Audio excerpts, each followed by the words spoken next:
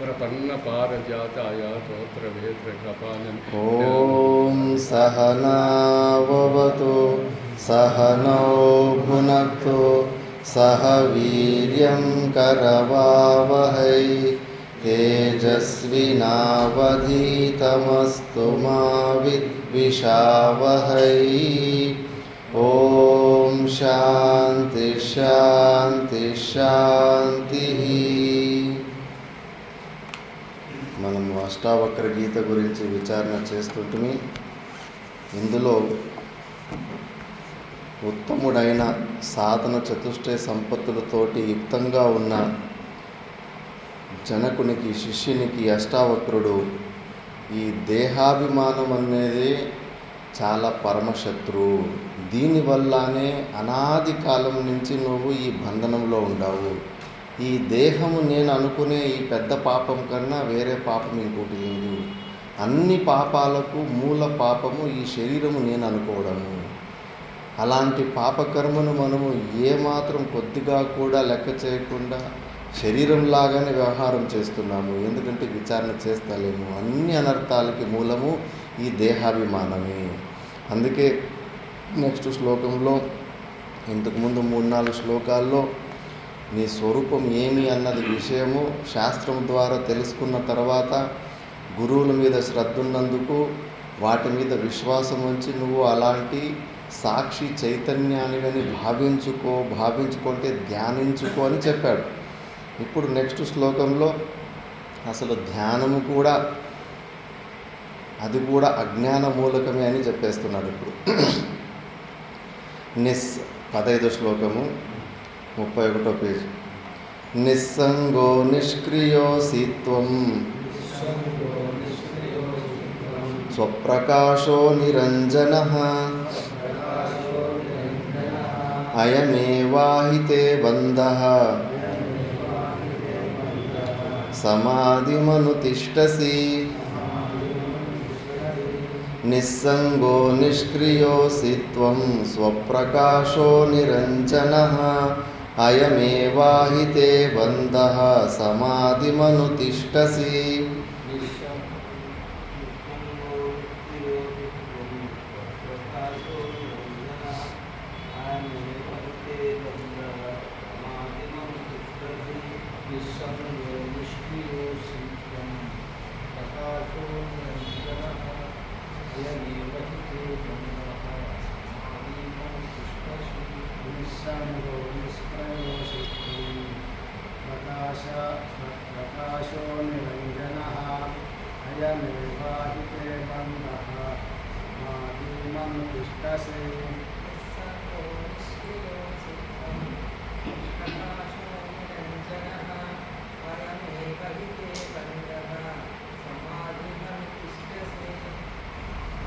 ఏ శిష్యుడా, నువ్వు నిస్సంగుడివి నాయనా.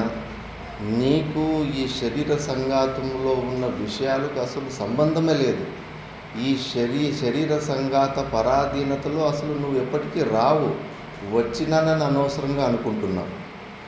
కాబట్టి నువ్వు నిస్సంగుడివి. నువ్వు ఏది నేను ధ్యానం చేసి నేను సమాధి స్థితిని పొందాలని విపరీతమైన కోరిక పుడతా ఉంది కదా, ఆ కోరికతోటి నువ్వు ఎప్పటికీ అజ్ఞానంలోనే ఉంటావు, ద్వైతంలోనే ఉంటావు.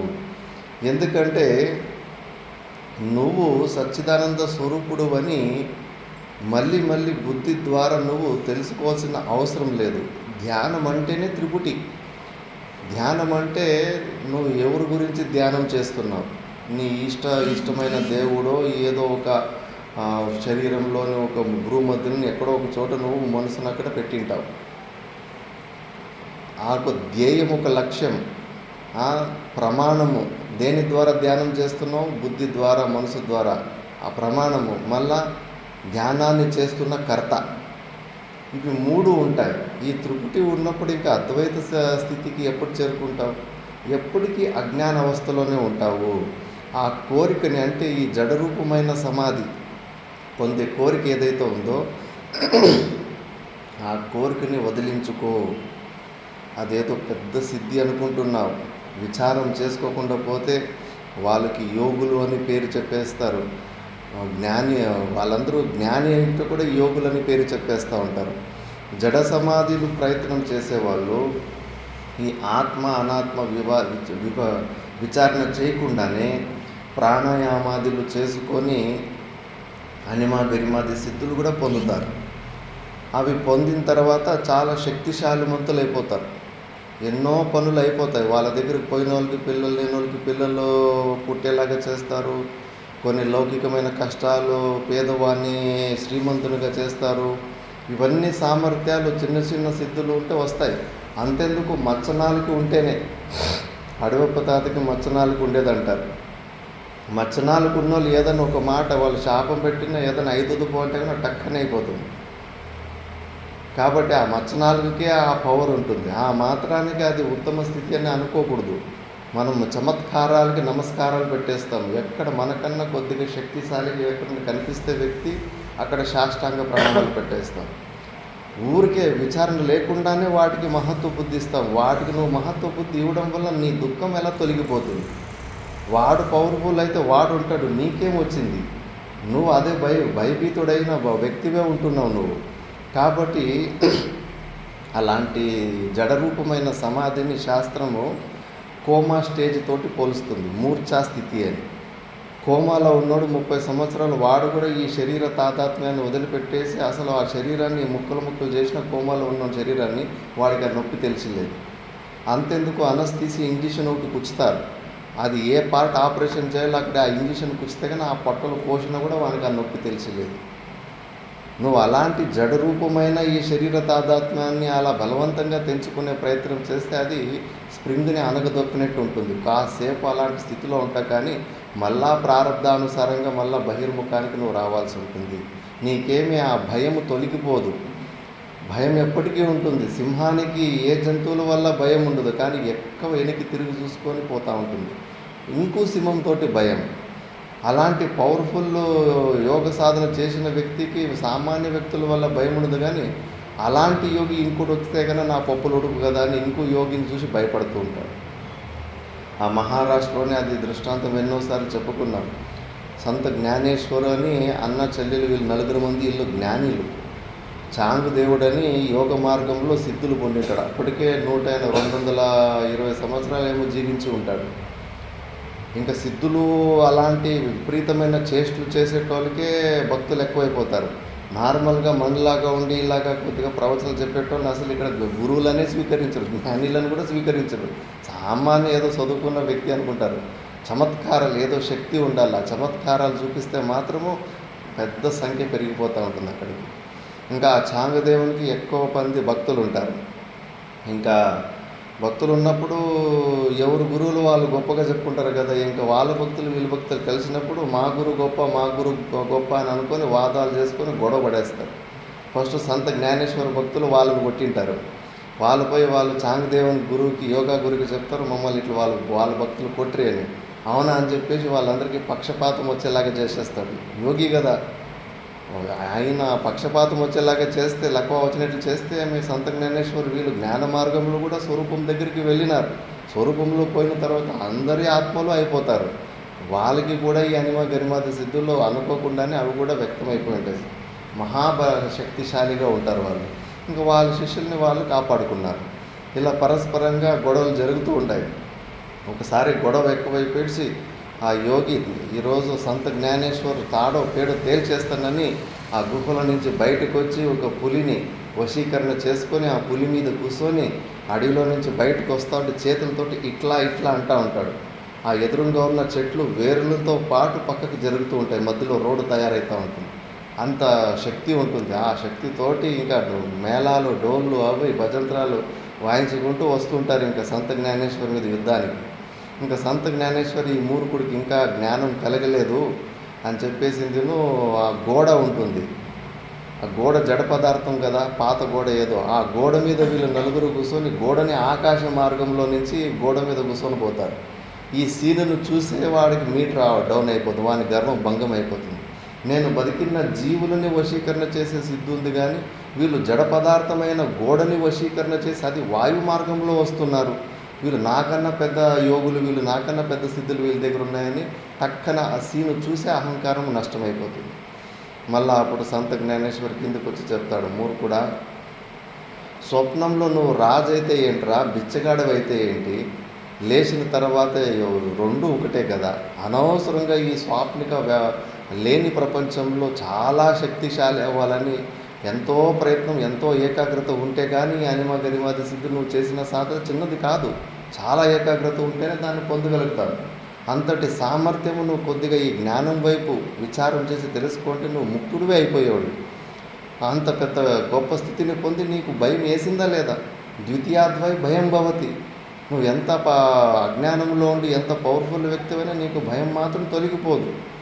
అదే జ్ఞానం ఉంటే కానీ ఐరావతం అంత ధైర్యం వస్తుంది. అసలు తెగించి ఉంటాడు వాడు, ఈ శరీరంతోటి సంబంధమే పెట్టుకోడు. మరి అలాంటి అద్భుతమైన జ్ఞానాన్ని పొంది మోక్షాన్ని పొందకుండా ఈ స్వాప్నికమైన వ్యావహారిక జగత్తులో పవర్ఫుల్ వ్యక్తి కావాలని ఎందుకు వ్యర్థమైన ప్రయత్నం చేశారు? మనం కూడా ఆ ప్రయత్నాలే చేస్తున్నాం. ఎందుకంటే సమాజంలో కాస్త డబ్బులు లేకపోతే, ఆస్తులు లేకపోతే మనల్ని బలహీనులుగా చూస్తారు. మనం బలవంతంగా కనిపించుకోవాలని అందరూ ప్రయత్నం చేస్తూ ఉంటాం, అటువైపే అడిగేస్తూ ఉంటాం. మనం ఆల్రెడీ బలశాలిగానే ఉన్నాం, అది మనం తెలుసుకోవాలంతే. అన్నిటికీ ఆధారంగా మనమే ఉండాము. అందుకే ఈ ధ్యానము కూడా అజ్ఞాన అవస్థని చెబితే శిష్యునికి అర్థం చేసుకునే పరిస్థితి లేదు. వేదాంతం వింటూ ఉంటాడు, మళ్ళా పట్టుకున్న పాత అలవాడిని వదలలేకపోతుంటాడు. కొద్దిగా విచారణ చేయి.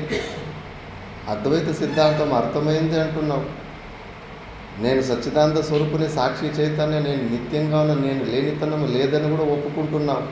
యుక్తుల ద్వారా సిద్ధమవుతా ఉంది.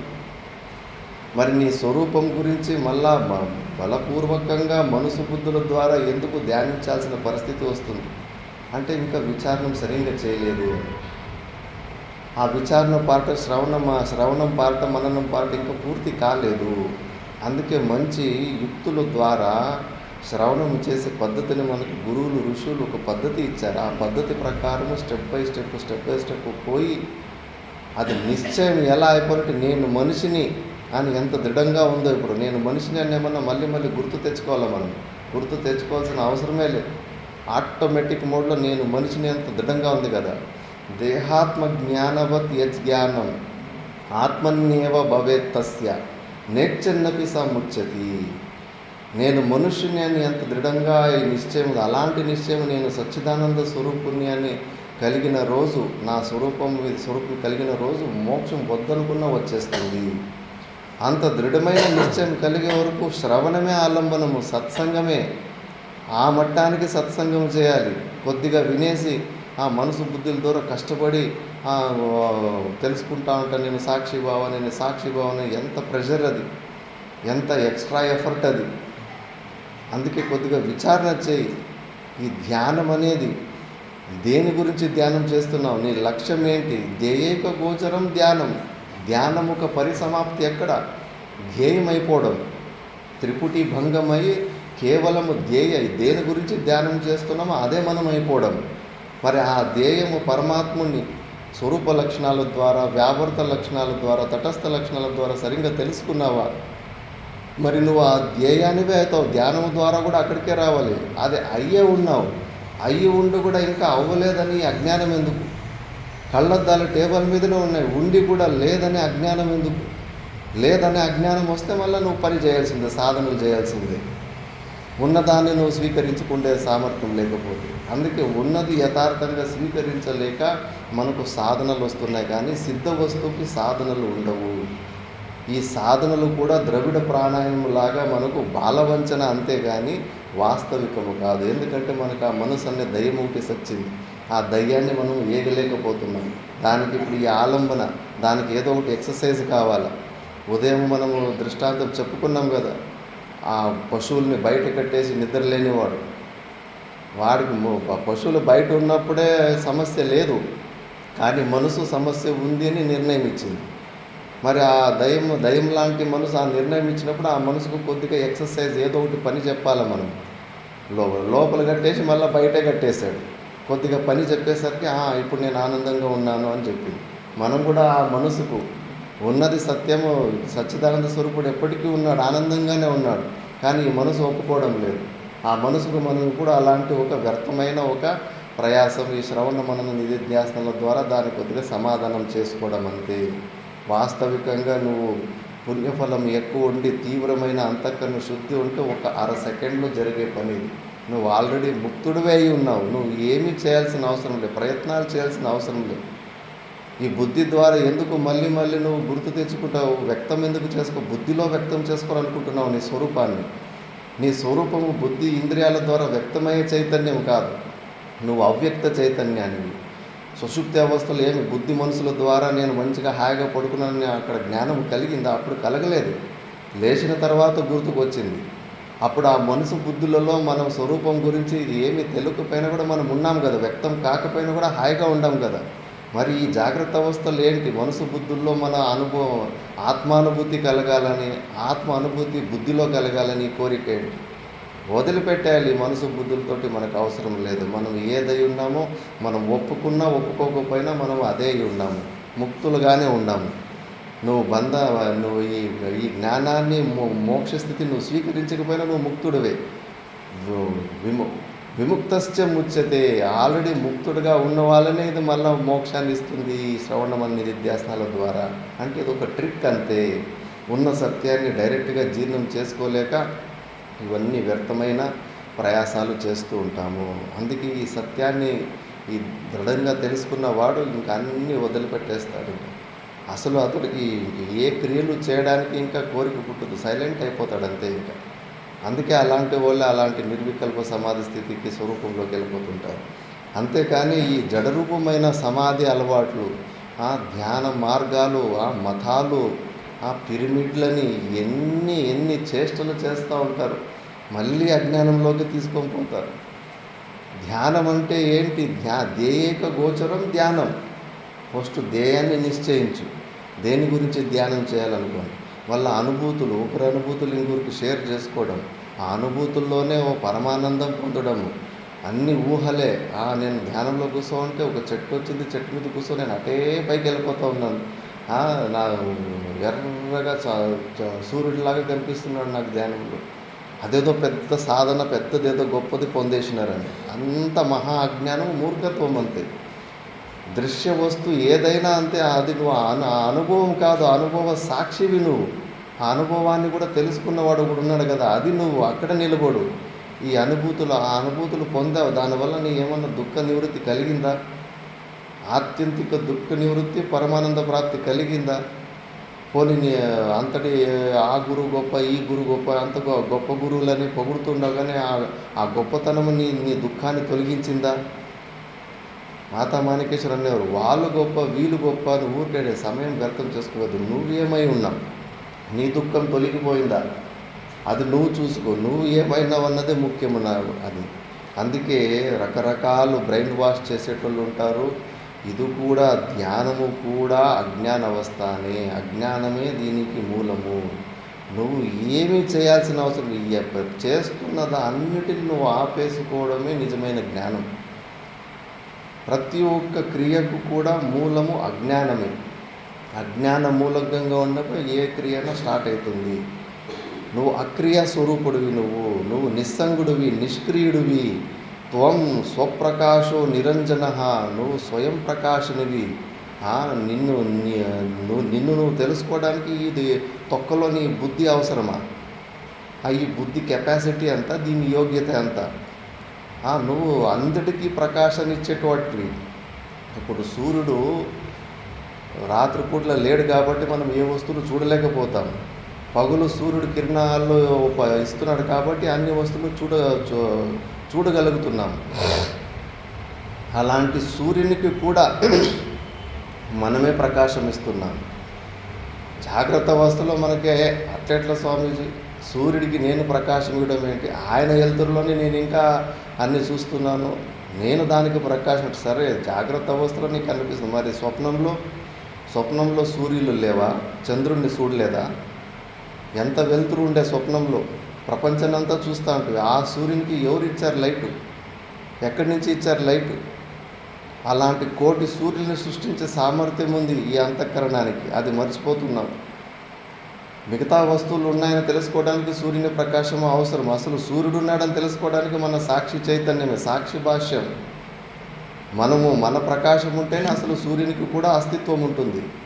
ఆ చైతన్యం లేకపోతే అసలు సూర్యుడు ఉన్నాడో లేదన్న విషయం కూడా మనకు తెలియలేదు.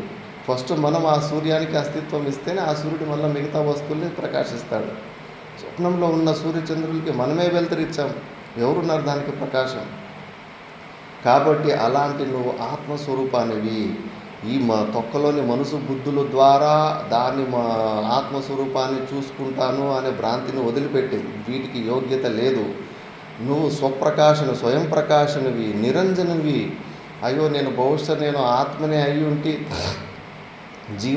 జీవుడిలాగా మారిపోయినని, నీలో పరిణామే కారణమే లేదు. అసలు నీలో మలినాలు రావడానికి ఆస్కారమే లేదు. నువ్వు ఏ పాంచభౌతికమైన వస్తువు కూడా అసలు తాకలేదు. ఈ సత్వగుణము, రజోగుణము, తమో గుణము ఇవన్నీ కూడా పంచీకరణ పంచమహాభూతాల నుంచి పుట్టిన గుణాలు. త్రిగుణాత్మిక మాయకు సంబంధం చెందినవి. మన స్వరూపంలో లేవు. త్రిగుణాతీతమైన స్వరూపం అన్నది, 3 గుణాలకు అతీతంగా ఉన్న స్వరూపం అన్నది.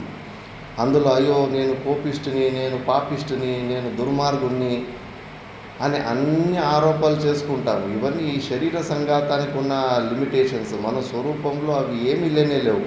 అందుకే జ్ఞాన నిశ్చయము, శ్రవణము ఏ మట్టానికి చేయాలంటే మన అంతఃకరణంలో కొద్దిగా తాదాత్మ్యం ఉన్నప్పటికీ ఒక్కొక్కసారి సత్వగుణం ఉంటుంది, ఒక్కొక్కసారి రజోగుణం ఉండి ఓవర్ యాక్టివిటీ చేస్తూ ఉంటాం, ఒకసారి తమో గుణం ఉండి ఆలస్య గుణం ఎక్కువైపోతూ ఉంటుంది. మనలోని అలాంటి గుణాలను చూసి కూడా బెదిరిపోకూడదు. అవధూతలను చూసి నేర్చుకోవాలి.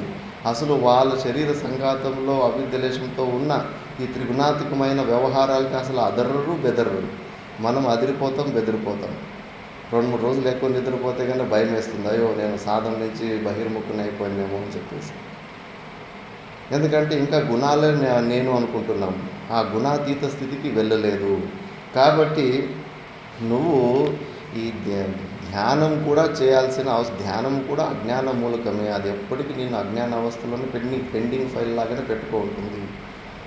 నువ్వు దేన్ని ధ్యానిస్తున్నా అసలు ధ్యాన క్రియలకు మూలం నువ్వే. ఆ బింబరూప చైతన్యం ఉంటేనే నీకు కర్తృత్వ భావన వస్తూ ఉంది. అది డైరెక్ట్గా ఆ సాక్షి చైతన్యంలోకి అక్కడికి షిఫ్ట్ అయిపో. ఈ పరిచ్ఛిన్న బుద్ధిలో ఉండొద్దని చెప్తున్నాడు. దాని తర్వాత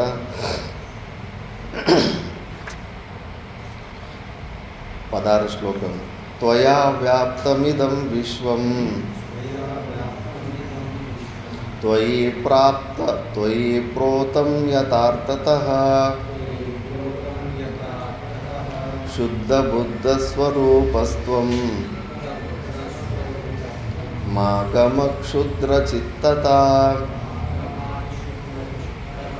త్వయా వ్యాప్తమిదం విశ్వం త్వయి ప్రోతం యథార్థతః శుద్ధబుద్ధస్వరూపస్త్వం మాగమక్షుద్రచిత్తతా.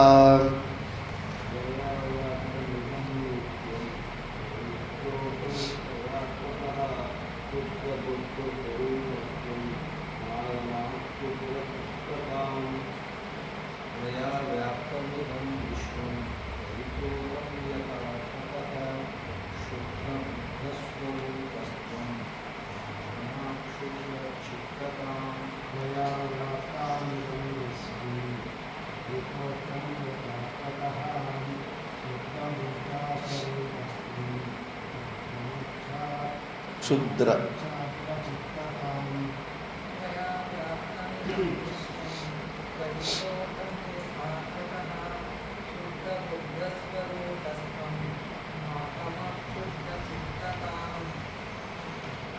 త్వయా వ్యాప్తం ఇదం విశ్వం. ఈ విశ్వము నీకన్నా వేరుగా ఉంది, చాలా పెద్దది విశ్వము. ఆ విశ్వంలో నేను చిన్న ఒక ధూళికణాన్ని అని అనుకోకు. సంపూర్ణ విశ్వము నీ నుంచినే వ్యాపకంగా ఉంది. ఎలా ఆకాశంతో ఖాళీ జాగాని స్పేస్ని ఆకాశం అంటారో, ఆ ఆకాశము ద్వారా మొత్తం ప్రపంచము వ్యాప్తంగా ఉందో అలాగా సంపూర్ణ ఈ విశ్వం నీ నుంచినే వ్యాప్తమైంది. నీ స్వప్నంలో ఉన్న సృష్టి సంపూర్ణంగా నువ్వే అయి ఉన్నావు. నీ స్వప్నంలో చూసిన పెద్ద సముద్రాలు, పెద్ద ఖాళీ జాగా ఆకాశము, పెద్ద కొండలు అన్నీ నీవే అయినావు. కాబట్టి త్వయి ప్రోతం యథార్థత, నువ్వు యథార్థగా శుద్ధ బుద్ధ స్వరూపహత్వం, నువ్వు శుద్ధ బుద్ధ స్వరూపానివి నువ్వు. మా గమ క్షుద్ర చిత్తత, ఈ క్షుద్ర బుద్ధిని, పరిచిన్న బుద్ధిని, అల్పత్వ బుద్ధిని నువ్వు పొందుకు. ఇది నీచమైన వృత్తులు. ఎప్పుడు నీ మనసులో నేను పనికి రానివని, నేను అల్పుని, పుట్టి సచ్చేటోని, నేను జీవుని అని అనుకోవడము మానేసుకో. అలా అనుకొని మరి పునర్జన్మలకు వచ్చేస్తున్నావు. అలా అనుకోవడమే తప్పు. భావించుకోవడం వల్లనే, నేను భేదబుద్ధిని ఇంకా దూరం చేసుకోవడం వల్లనే ఆ జీవభావము ఇంకా బలమైపడతా ఉంది. మా గమహ క్షుద్ర చిత్తత, అలాంటి నీచమైన వృత్తులు నీ బుద్ధిలోకి రానియకు, అలవాటు చేసుకో. మా గురుగారు చెప్పారు, ఇంకా నన్ను నేను కించపరచుకోను, ఆ అల్పత్వ బుద్ధిని నేను అసలు ఊహలో కూడా నేను ఊహించుకోను అనే ఒక శబ్దము తీసుకొని ప్రతిజ్ఞ చేసుకొని ప్రతి క్షణము నేను ఆ సచ్చిదానంద స్వరూపుడైన సాక్షి చైతన్యాన్ని భావనాన్ని దృఢం చేసుకోవాలి. దాని తర్వాత నెక్స్ట్ శ్లోకంలో చెప్తున్నాడు, నిరపేక్షో నిర్వికారో నిర్భరశితలాశయః అగాధ బుద్ధిరక్షుబ్రో భవచిన్మాత్ర వాసనః. నిరపేక్షో నిర్వికారో నిర్భరశీతలాశయః అగాధ బుద్ధిరక్షుబ్రో భవచిన్మాత్ర వాసనః.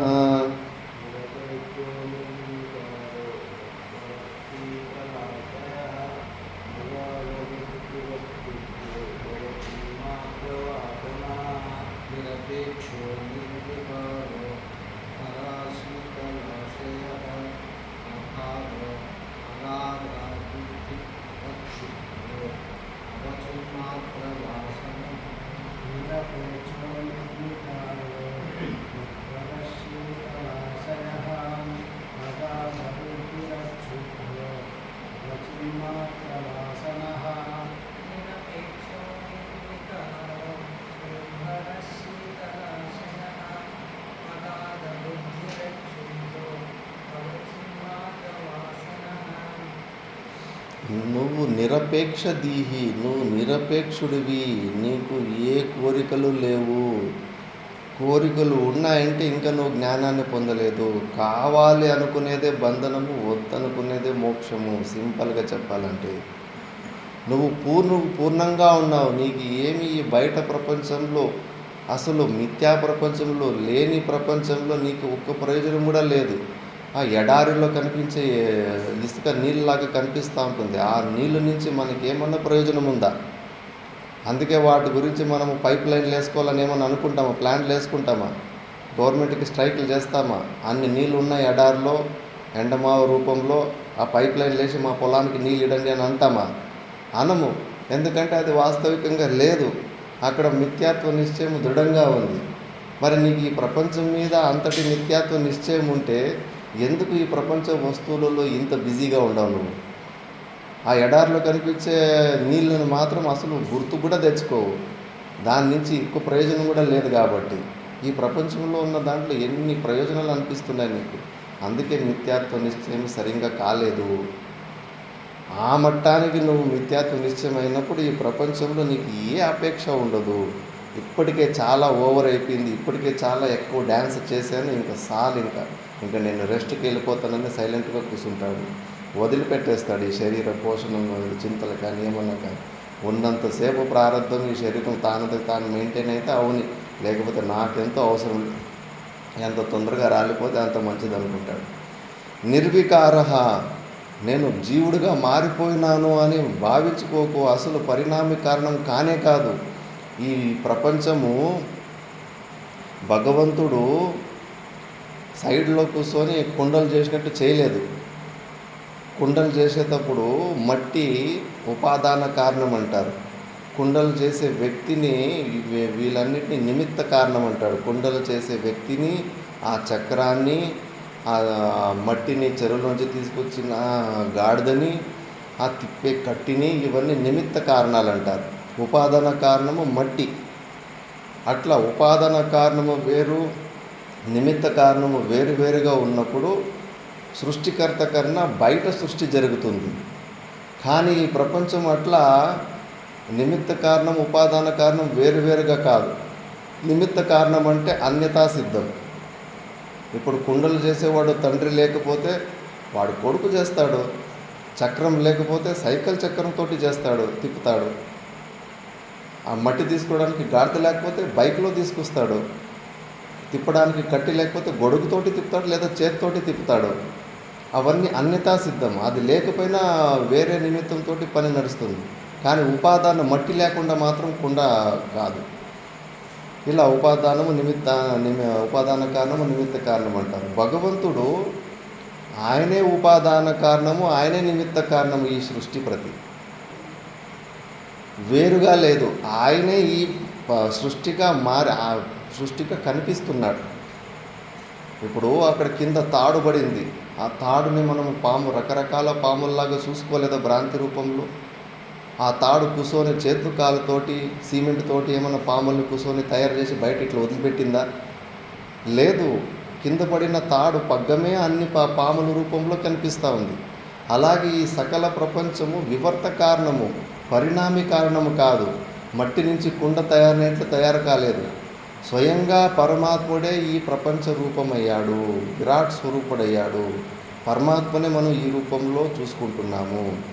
కాబట్టి నీలో ఏ వికారాలు లేవు. నీలో అసలు నేను పరమాత్ముడే అయి ఉండొచ్చు ముందు, ఇప్పుడు నేను జీవుడిగా మారిపోయినాను అనుకోకు. ఆ మార్పు కల్పితమే, ఊహించుకుంటున్నావు మారిపోయిన. అసలు అది నిర్వికార స్వరూపము నీది.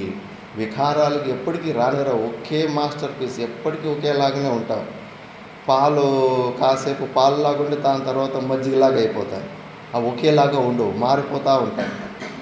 కానీ నువ్వు ఎప్పటికీ ఒకేలాగానే ఉంటావు. నిత్య స్వరూపునివి, సాక్షి చైతన్యానివి. కాబట్టి నువ్వు నిర్వికారానివి. మళ్ళీ శాంతి ముక్త స్వభావము కలిగిన వాడివి నువ్వు. నిర్భర శీతలాశయ, అగాధ బుద్ధి, అక్షుబ్రో భవ చిన్మాత్ర వాసన. ఈ అవిద్య అన్నది ఏదైతే ఈ క్షుబ్రం ఉంది కదా, ఈ అవిద్య కూడా నీలో లేదు. అవిద్య కూడా కల్పితమే. అవిద్యకి కూడా అధిష్టానానివి నువ్వే. నేను అజ్ఞానిని అని నీకు భావన కలుగుతుంది కదా, అక్కడే జ్ఞానం ఉంది. జ్ఞానవాన్ అహం. నేను అజ్ఞానిని అనే విషయం కూడా నాకు తెలుస్తుంది. అంటే జ్ఞానిని నేను నా అజ్ఞానాన్ని కూడా నేను గుర్తిస్తున్న జ్ఞానం నాలోనే ఉంది, అక్కడే ఉంది. కొద్దిగా అక్కడ అలర్ట్గా కాకుండా విచారం చేసుకోలేకపోతున్నాం. అజ్ఞానం వల్ల నేను ఇట్లా జీవభావానికి వచ్చినని అనుకుంటున్నావు. ఆ అజ్ఞానం నాలో అజ్ఞానం ఉంది అని కూడా తెలుసుకునేసావు కదా. మరి దేని ద్వారా తెలుసుకుంటున్నావు? అవిద్యను నువ్వు కూడా సాక్షి చైతన్యంతో నువ్వు తెలుసుకుంటున్నావు. కాబట్టి ఆ సాక్షి చైతన్యాన్ని, అజ్ఞానానికి కూడా అవిద్యకు కూడా నువ్వు సాక్షివే. మరి ఏంటి మరి ఈ అవిద్యకు నువ్వు భయపడ్డం ఏంటి? నేను అజ్ఞానాన్ని కూడా నువ్వు బయటగానే చూసుకుంటున్నావు. ఈ మైకును మనకు వేరుగా చూసుకుంటున్నావు. ఈ మైకుకు పొడి అయిపోతే ఏమైతే మనకేమైనా సంబంధం ఉంటుందా? అలాగే నువ్వు అవిద్యను కూడా బయటగా సాక్షి రూపంలో చూసుకున్నప్పుడు ఆ అవిద్య ఉండని డ్యాన్స్ చేసుకొని ఏమన్నా నాటకాలు చేసుకొని మనకేం సంబంధం ఉంటుంది? ఆ అవిద్యకు కూడా సాక్షివి నువ్వు. అవిద్యాన్ని కూడా కంటిన్యూస్గా చూసేస్తున్నావు. కాబట్టి దానికి కూడా నువ్వు భయపడకు. నువ్వు చిన్మాత్ర వాసన. ఒకవేళ నీకు ఏదన్నా కోరిక, నిరపేక్ష దీవి, ఒకవేళ అంతో ఎంతో అజ్ఞానావస్థలో కోరిక పెట్టుకుంటే ఆ సచ్చిదానంద స్వరూప స్థితిని పొందాలని ఒక కోరిక పెట్టుకో. దాన్నే ముముక్షుత్వం అంటారు. మోక్తుమ్మే ఇచ్చ అయితే తీవ్ర ఇచ్చ. కనీసం ఆ ఇచ్చతోటి కనీసం ఇలాంటి సత్సంగంలో కన్నా వచ్చి కూర్చుంటావు కదా. సత్సంగంలోకి వస్తే మళ్ళీ దానికి గురుగారు తీసి పక్కన పెట్టేస్తారు కదా. పెట్టుకుంటే ఆ ఒక్క కోరిక పెట్టుకో, కానీ మిగతా ఏ కోరికలు పెట్టుకోవాల్సిన అవసరం లేదు. నువ్వు పూర్ణుడిగా ఉండావు. ఈ సత్యాన్ని నువ్వు తెలుసుకోవాలి అని ఇక్కడ, అందుకే అష్టావక్రముడిలో ఆ చిన్మాత్ర వాసనవి నువ్వు, ఇంకా వేరే కోరికలు ఏమి పెట్టుకోకు అని చెప్పారు. మళ్ళీ సాకారమనృతం విద్ధి నిరాకారం తు నిశ్చలం ఏతత్తత్వోపదేశేన నా పునర్భవ సంభవః సాకారమనృతం విద్ధి నిరాకారం తు నిశ్చలం ఏతత్తత్వోపదేశేన న పునర్భవ సంభవః.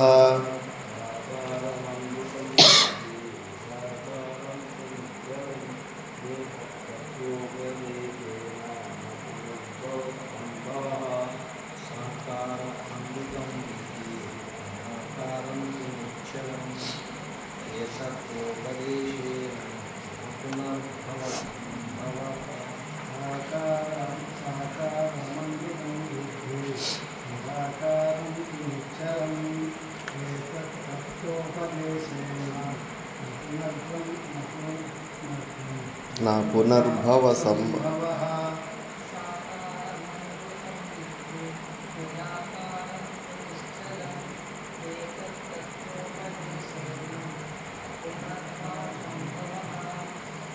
సాకారం అనృతం విద్ధి.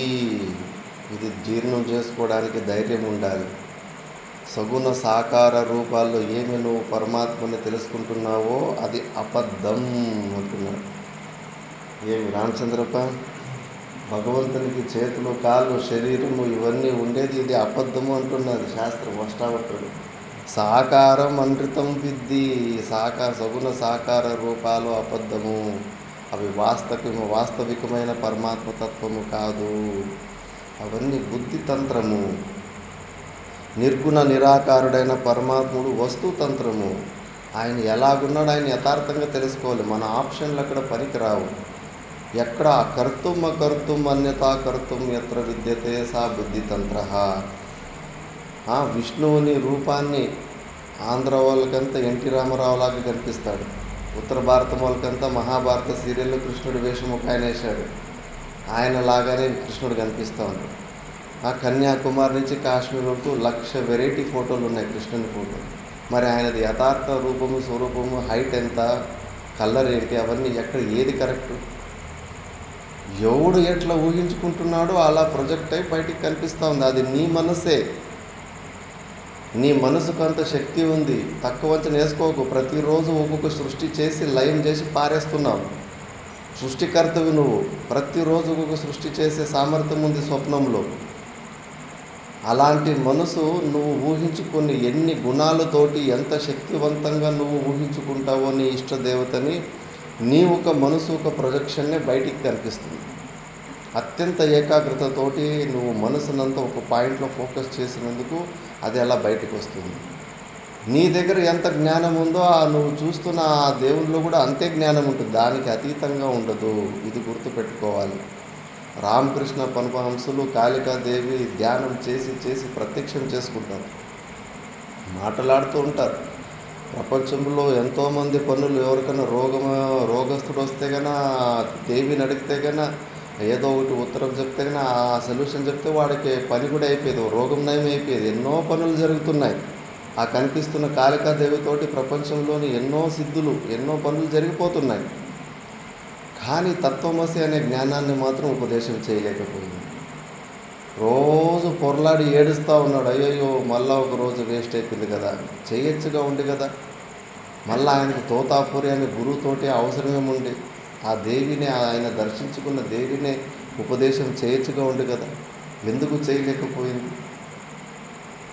మరి మేము చదువుకున్న కైలాసాశ్రమంలో ఉదయం ప్రేమానందపూరి అని చెప్పారు.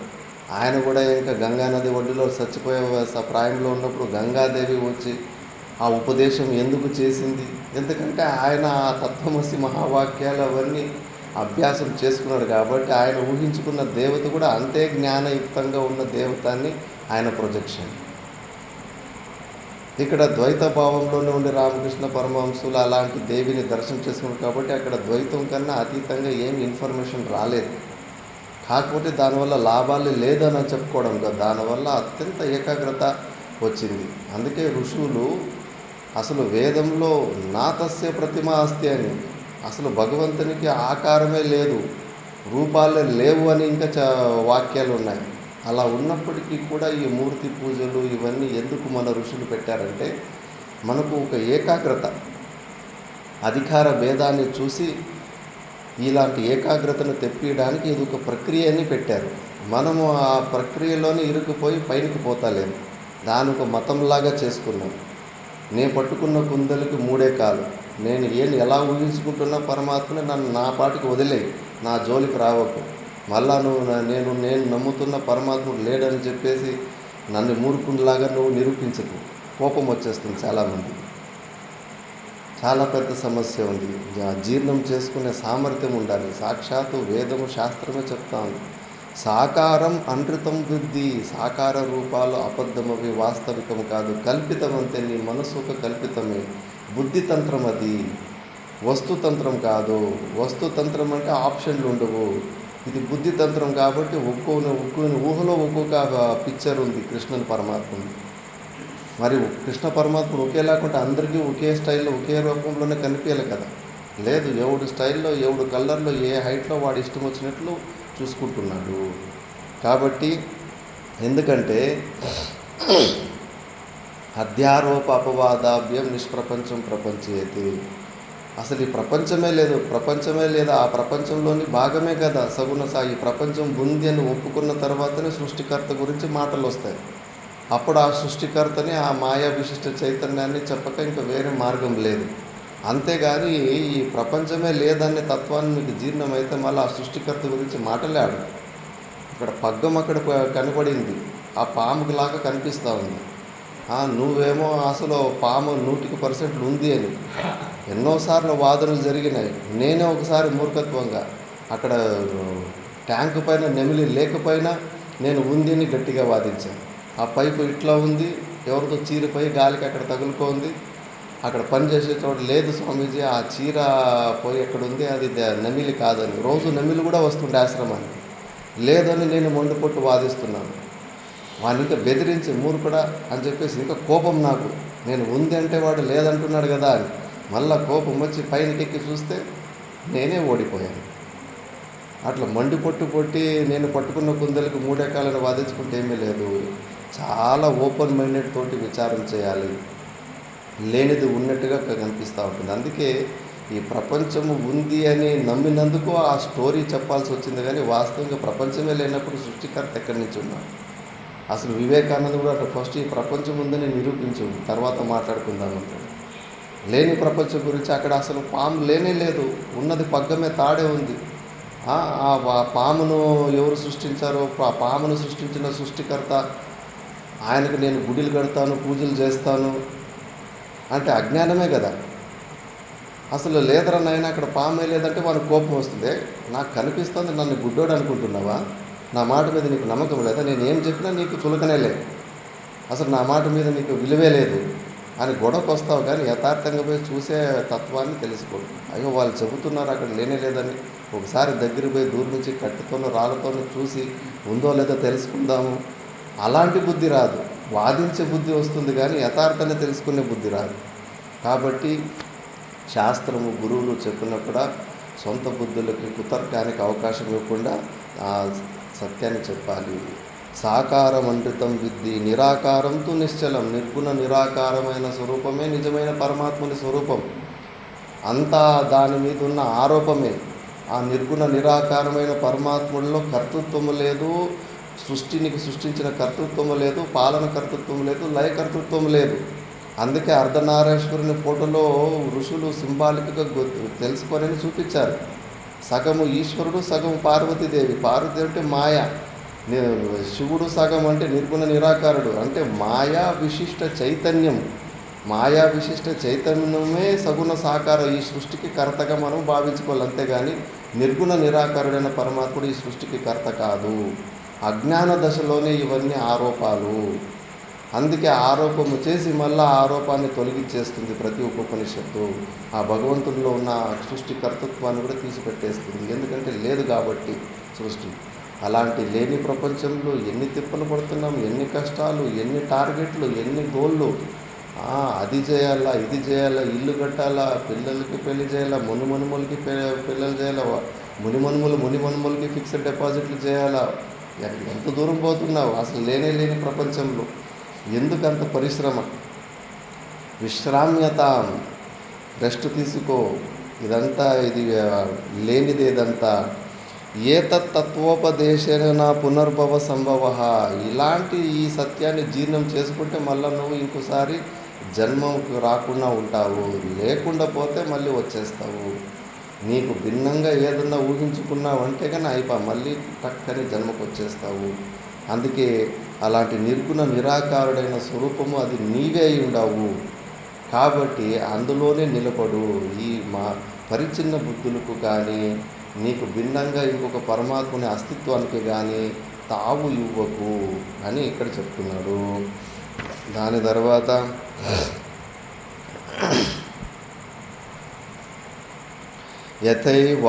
యథైవ ధర్మ మధ్యస్థే రూపేంతః పరితస్తు సహా ఏతతైవాస్మిన్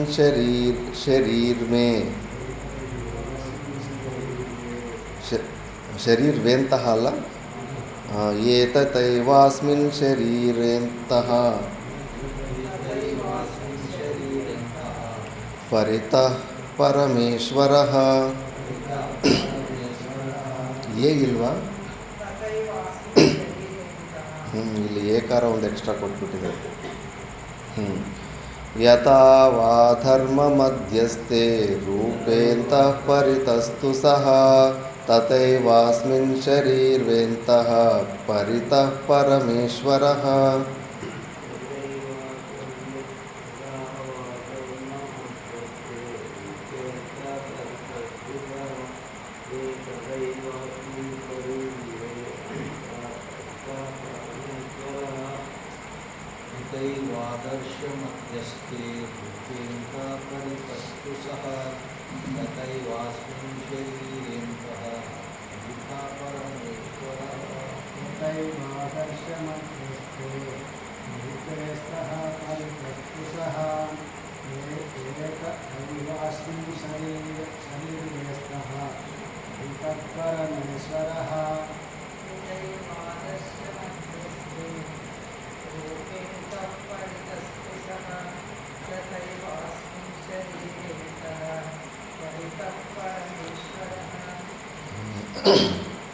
ఒక దృష్టాంతం ద్వారా మన వ్యాపకతత్వాన్ని చెప్తున్నాడు.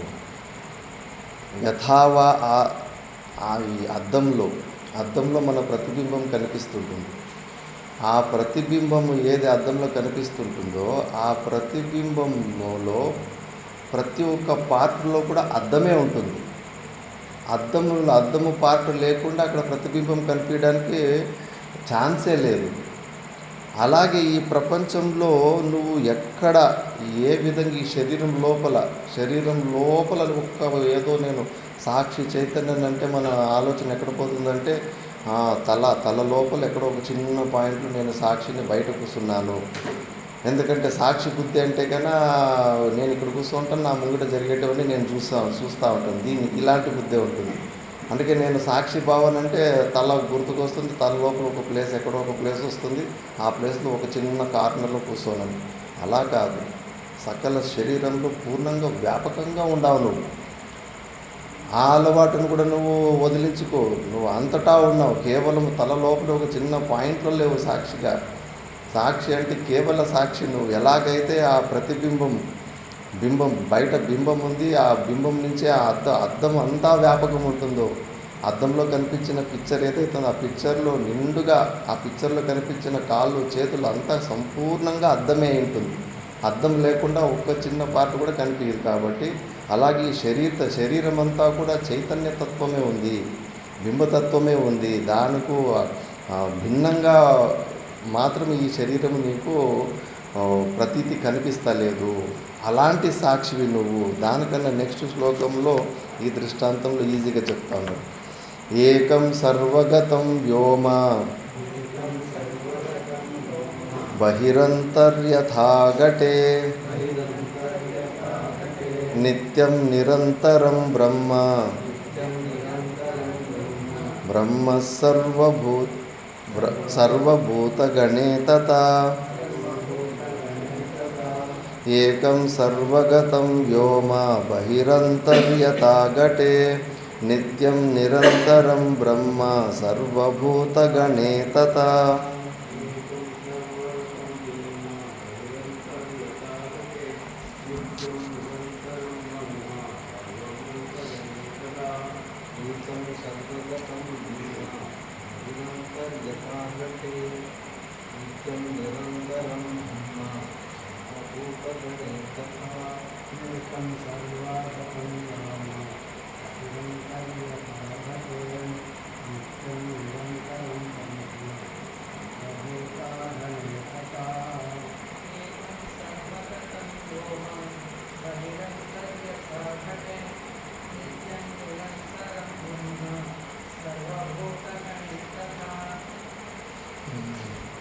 ఏకం సర్వగతం వ్యోమం, ఆకాశం అంటే ఖాళీ జాగా, అవకాశ దాతృత్వం ఆకాశత్వం అంటారు.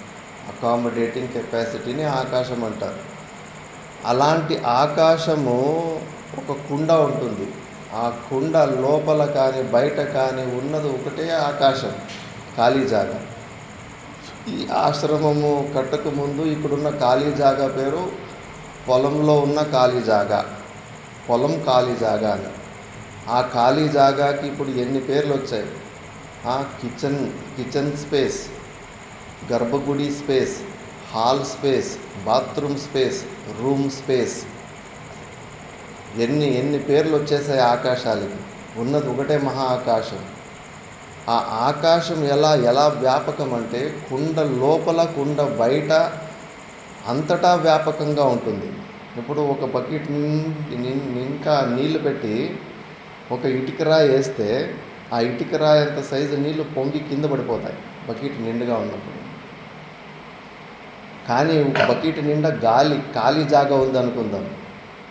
ఆ ఖాళీ జాగలోకి నువ్వు ఇటుకో ఏదైనా వేరే వస్తువు వస్తే ఆ ఖాళీ జాగా నీళ్లు పొంగినట్టు పక్కకేం పొంగదు. నువ్వు పెట్టిన ఇటుకలో అది లయం అయిపోతుంది. ఇప్పుడు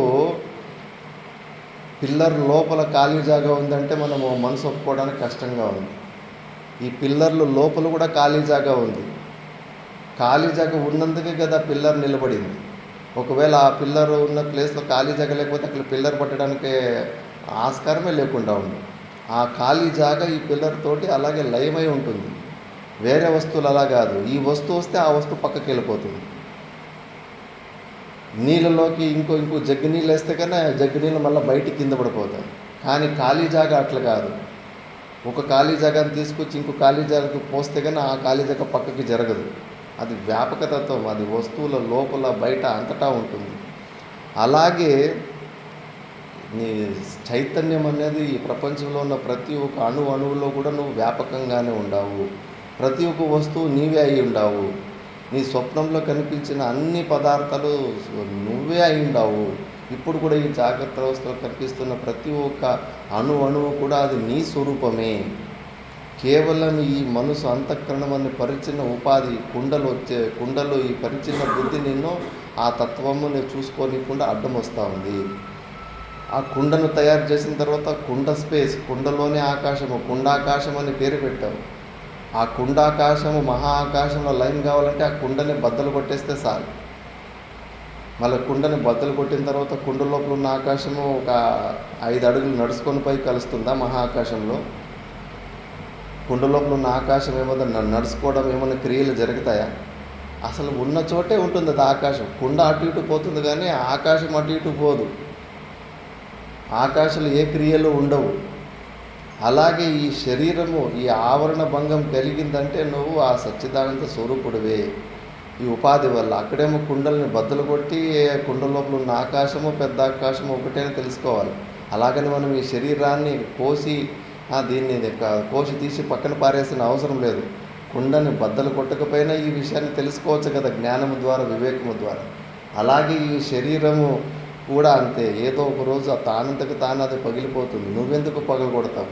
నీది కుండ అనుకుంటే నువ్వు పగలగొడతావు. సావాలనే కోరిక కూడా అది కూడా అజ్ఞానమే. నీది కానప్పుడు నువ్వు బతకాలనే కోరిక ఎందుకు, సావాలనే కోరిక ఎందుకు? దీన్ని పోషించాలనే కోరిక ఎందుకు, పోషించొద్దు అనే కోరిక ఎందుకు? వదిలిపెట్టే, ఉదాసీనంగా ఉండు నువ్వు. తనంతకు తాను ఆ సమయం వచ్చినప్పుడు ఆ శరీర సంఘాతం ఆ కుండ పగిలినట్టుగా పగిలిపోతుంది. నువ్వు నీ వ్యాపకతత్వంలోనే ఎప్పటికీ ఉంటావు నువ్వు.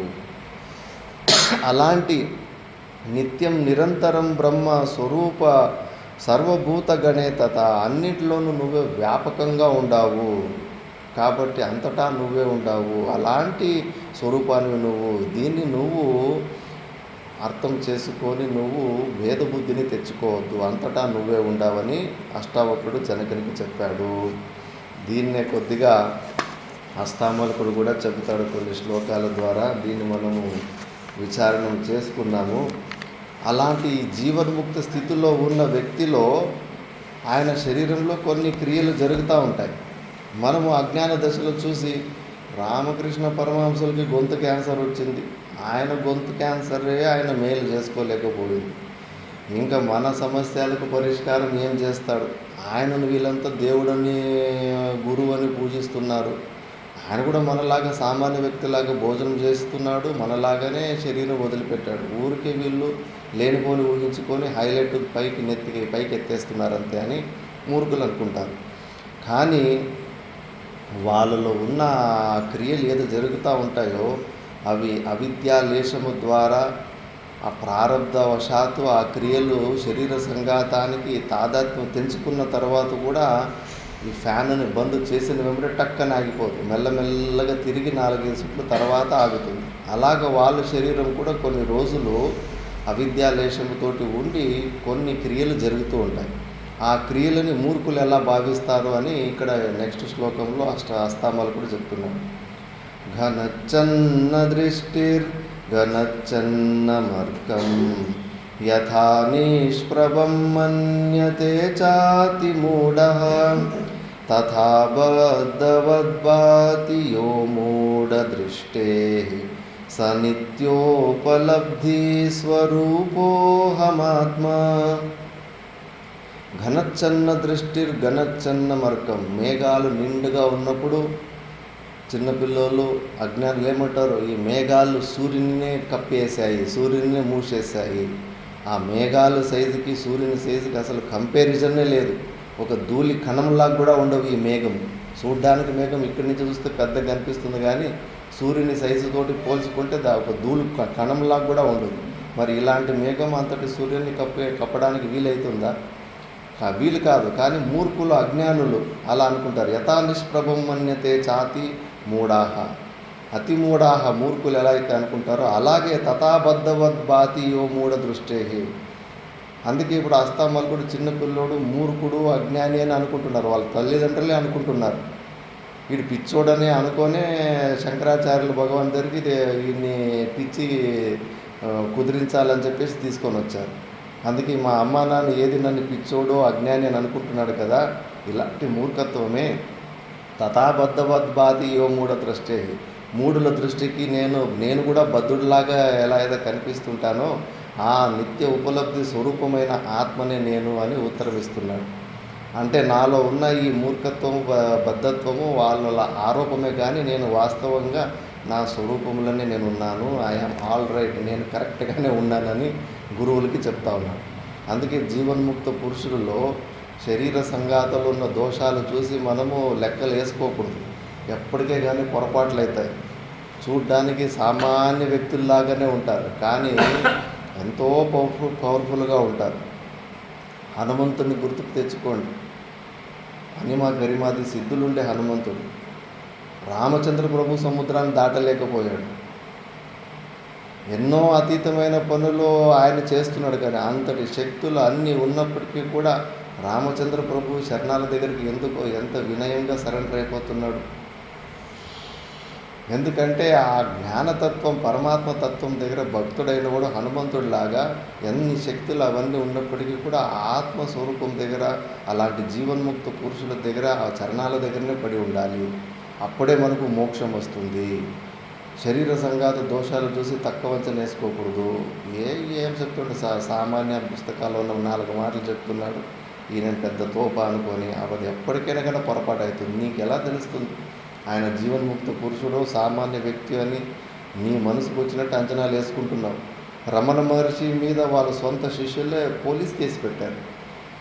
వాళ్ళ అన్న కొడుకుకి ఉత్తరాధికారత్వం వస్తుందని అక్కడ భేద బుద్ధులు పుట్టి ద్వేష బుద్ధులు పెట్టి ప్రపంచంలో కొన్ని కోట్ల మంది ఆయనను గురువుగా స్వీకరించినారు. అంతమంది కోట్ల మందికి శ్రద్ధ కలిగింది, సొంత శిష్యులకేమో వైరం కలిగింది. మరి మనం మనసులో ఎలా ఊహించుకుంటామో బయట అలాగే కనిపిస్తుంది. అంతటా అలాంటి జీవన్ముక్త పురుషుల్లో కూడా దోషాలే చూశారు వాళ్ళు. కాబట్టి మనం మనసుకు ఊహించుకున్నట్టుగా వచ్చి ఎవరినే కానీ అలా తక్కువ వేయకూడదు. అందుకే ఎర్రబట్టలు కనిపిస్తే దండవత్ ప్రణామం, సాష్టాంగ ప్రణామం చేసి దండం చేసి దూరంగానే ఉండు. అంతేగాని టీకా టిప్పణీలు చేసుకొని శ్రద్ధను పోగొట్టుకోకు. వాళ్ళు మాతా మాణికేశ్వరం అనేది ఎడ్డి కావలరా గుడ్డి కావలరా యోగ దిట్ట తెరవలరా అని ఎడ్డెడ్డిగా గుడ్డిగా పిచ్చిగోల్లాగా ఉంటారంట. ఎవరో ఒకసారి తెలంగాణలో శబరిమాత అని ఒక మాతాజీ 7 సంవత్సరాలు కదలకుండా సమాధి స్థితిలో కూర్చుంది. చెదులంతా మొత్తం తొడలంతా తినేసి ఎముకలు కనిపిస్తున్నాయి. అంతటి తపశ్చర్య చేసింది, బాగా ఫేమస్ అయింది ఆ ఏరియాలో. అప్పుడు ఎవరో ఆ సమయంలో వచ్చి, అమ్మా ఈ కాలంలో మీరు శబరిమాత తప్పితే మీలాంటి యోగులు ఎవరు ఎక్కడా లేరమ్మా ప్రపంచమంతా అని ఎవరు అన్నారంట. తప్పునైనా కొన్ని వేల మంది ఉన్నారు, వాళ్ళని మీరు గుర్తుపట్టలేరు. వాళ్ళు చెత్త కుండలోని మిగిలిన అన్నాన్ని పారేసిన తినుకుంటూ పిచ్చివోళ్ళగా చాలా మలినంగా ఉన్నట్టుగా ఈ మాయని వ్యక్తము కాకుండా వాళ్ళ పాటికి వాళ్ళు సాధన చేసిన కొన్ని వేల మంది ఉన్నారు. వాళ్ళని మీరు గుర్తుపట్టలేరు.